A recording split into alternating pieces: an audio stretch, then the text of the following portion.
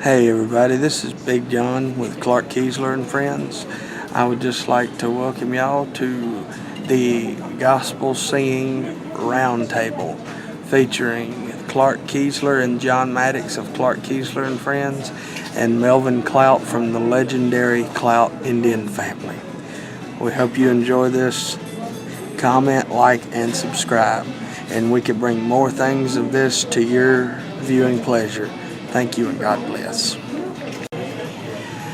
Hello everybody, this is Big John from Clarke Kesler and Friends, and we would just like to welcome y'all to the Roundtable Discussion, Southern Gospel Music Roundtable, and here our special guest today from the legendary Klaudt Indian Family, Brother Melvin Klaudt. And I'm a legend. I don't know what that means. In fact, I don't even know how to spell it. But I am a legend. But I guess what we're going to discuss, here just for a few minutes is how we got our start and just, something that we'd like to see go towards the future of Southern gospel music. I guess I'll start off. I got my start singing in of all places, a meat market. I was living right uptown here in Winder, and there was a little area called Bentley's Meat Market. The owner ran a once a week little service in there, and he'd have me sing every time. And then I started going to a church in Winder, and I went to a summer night singing, and a local group called the Gobers were there. You ever heard of the Gobers? The Gobers. The Gobers. They're right here in Winder. And on that night, I heard this really, really good sound from this really, really. He ain't too bad looking. He kind of reminds me of me. A gentleman by the name of Clarke Kesler. That's me. And it was a wonderful, wonderful night. Him and another good friend of ours named Freddie Smith and Dave Wiley were there. Wonderful, wonderful singing. And I was hooked from then on in, and within the next year I was singing Southern gospel music full time and been enjoying it since. And what I would like to see for the future of Southern gospel music is, I've noticed here lately that it's becoming a lot better. Hey, hon. I've noticed it's becoming a lot better, a lot more younger folks are getting into it, and I think Ed O'Neill from the Dixie Melody Boys, he really knows how to go and get new talent and bring them up into the new younger talent and helping them come up into it. And Mylan Hayes family, I think they're going to really carry on the legacy there. And Chuck Wagon Gang, Lord, 80 group that's almost as old as you, Brother Melvin. Probably older. I know. Just about 2 years ago they celebrated 80 years of ministry. So, and their new bass player and bass singer are still in their teen years. So that is something really, really interesting to know.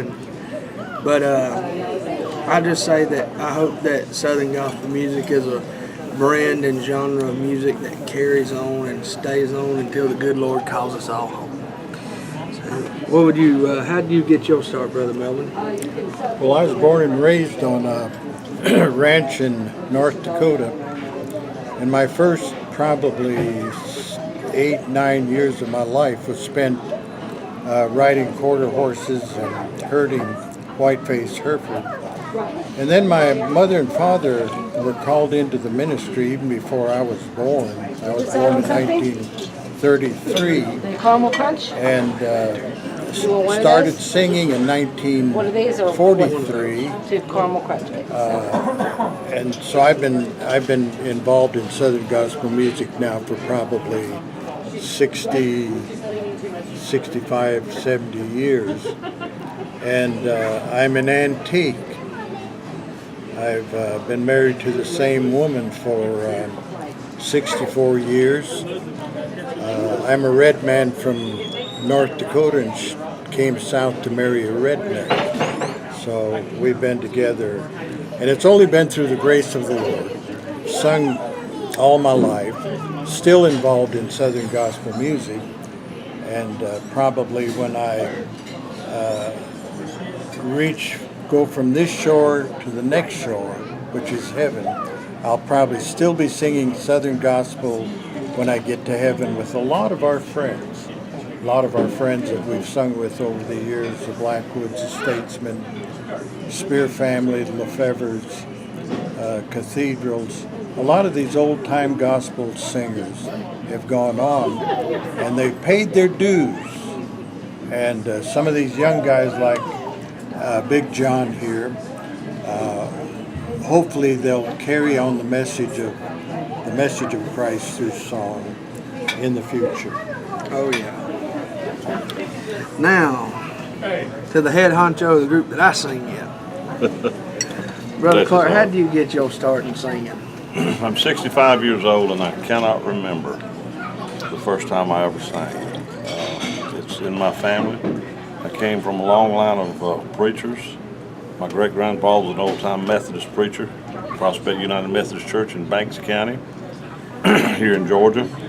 And then my grandfather, fire-baptized holiness preacher.